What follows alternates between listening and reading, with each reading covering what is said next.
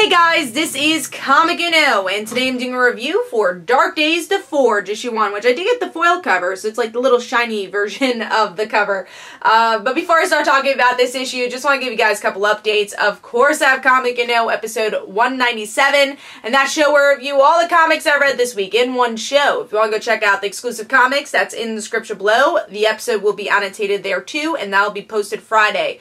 Also, a little update for next week. I only have a few comic reviews next week, and also no Comic Uno episode next week. So I'm sorry about that, but I'll be back to a normal schedule the week after.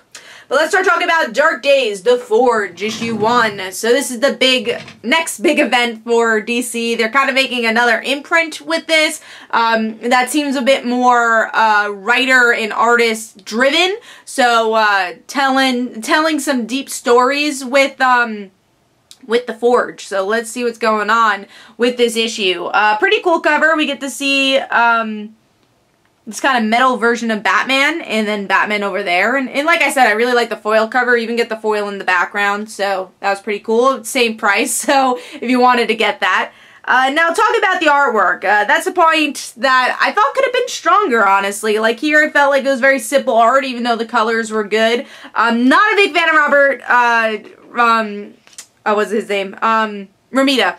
Not a big fan of Romita, John Romita Jr. Why I was gonna say Robert Romita Jr. John Romita Jr.'s art style, I always feel like it's bulky and it's just not my style artwork. Even though I think this is an improvement of his artwork that we've seen in other stuff, but just like I said, not a fan of the bulkiness and the facial expressions with his art. And that's a piece of the storyline too. Like over here is still Romita Jr.'s art style. So artwork, I think, is either really simple or it was a style that I didn't like. So I think the art could have been a little better. But let's see. And also, I feel like there was just a lot of different artists on this title, which kind of took me out of it. But let's start talking about the story. So with this issue, I feel like it's very much name dropping. So if you missed the character, you might have had a name drop here. So it's about Batman trying to discover what is this metal, and then everyone else finds out, oh wait, Batman knows something, this metal is important, let's figure that out. And that's pretty much the whole issue of, it's just Batman, you know, hiding secrets as always. And if you're into, I guess, this mystery of the metals, you might like it. And again, I think it's more about the name drops, though. You have the Immortal Men, you have Mr. Terrific in the end of the issue, and also, I mean, this is the big cliffhanger, spoiler alert, you got Joker in the end, so maybe we'll finally figure out what these 3 Jokers meant in the DC Rebirth special 2 years ago. There's other name drops, too, in this issue. I mean, you have Hawkman, that, I mean, we've seen those.